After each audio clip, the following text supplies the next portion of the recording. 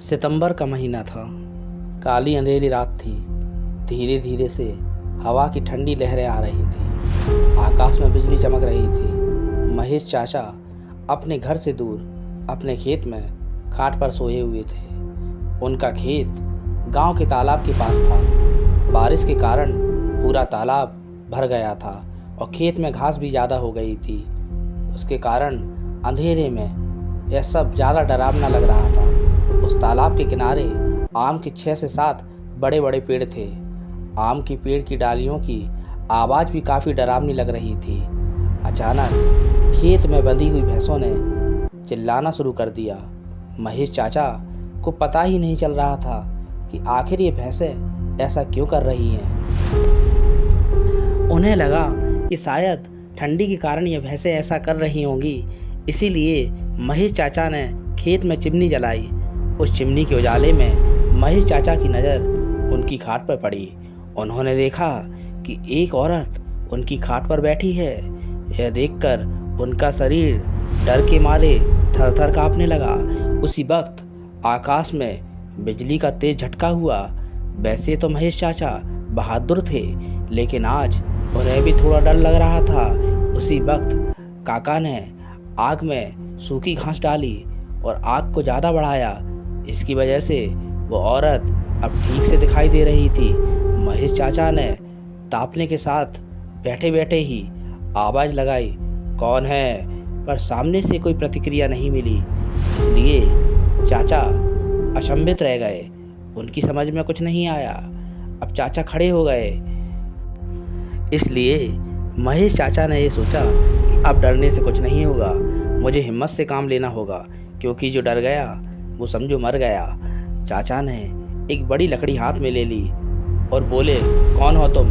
तुम्हें क्या लगता है कि मैं तुमसे डर गया हूँ?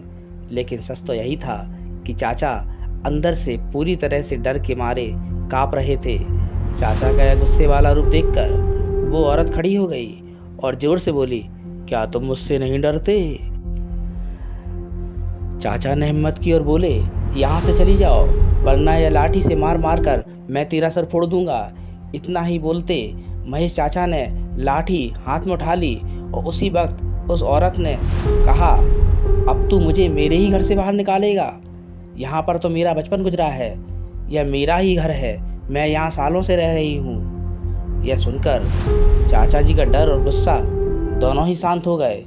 उन्हें लग रहा था कि मेरे सामने जो औरत खड़ी है उसे मैं जानता हूँ, उसकी आवाज़ भी जानी पहचानी लग रही थी। चाचा सोचने लगे कि आखिर ये औरत है कौन?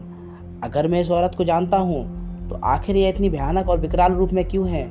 अचानक, अरे ये तो मेरी कविता है, मेरी बड़ी बहन। बचपन में मैं और कविता साथ में ही खेत में चारा काटने का काम करते थे। अब महेश चाचा को पूरी बात समझ में आ गई। वह कविता के बचपन की बात है, जब कविता 13 साल की थी। तब इसी खेत में गांव के कुछ बच्चों के साथ खेल रही थी। दूसरे बच्चों की तरह कविता भी पेड़ पर चढ़कर एक डाल से दूसरे डाल पर छलांग लगा रही थी। अचानक कविता जिस डाल पर बैठी थी वह डाल टूट गई और कविता मुंह के बल नीचे गिर गई। यह देखकर सारे बच्चे डर के मारे चिल्लाने लगे। बच्चों के चिल्लाने की आवाज़ सुनकर बड़े लोग वहां पहुंच गए और कविता को उठाकर अस्पताल ले गए। लेकिन तब तक काफ़ी देर हो चुकी थी, क्योंकि कविता की मौत हो गई थी। महेश चाचा को ये सारी बातें याद आ गईं और वे सीधा कविता के पास जाकर रोने लगे। जब यह बात गांव वालों को पता चली तो सारे गांव वाले चौंक उठे थे। वास्तव में वह कविता ही थी। गांव के एक बड़े बुजुर्ग ने कहा कि जब कविता की मौत हुई थी तब वो एक बच्ची थी, इसीलिए उसे बालक समझ के उसे दफना दिया गया था। लेकिन वास्तव में उसका अंतिम संस्कार करने की ज़रूरत थी, इसीलिए कविता की आत्मा आज तक भटक रही है। महेश चाचा ने तुरंत ही कविता को जहाँ दफनाया गया था वहाँ से निकलवाया। किसी की भी हिम्मत नहीं हो रही थी कोई उनके पास भी जा सके। उसी वक्त कविता की आत्मा ने गांव वालों के सामने आकर कहा कि हाँ, आपकी बात सही है, मैं मर चुकी हूँ।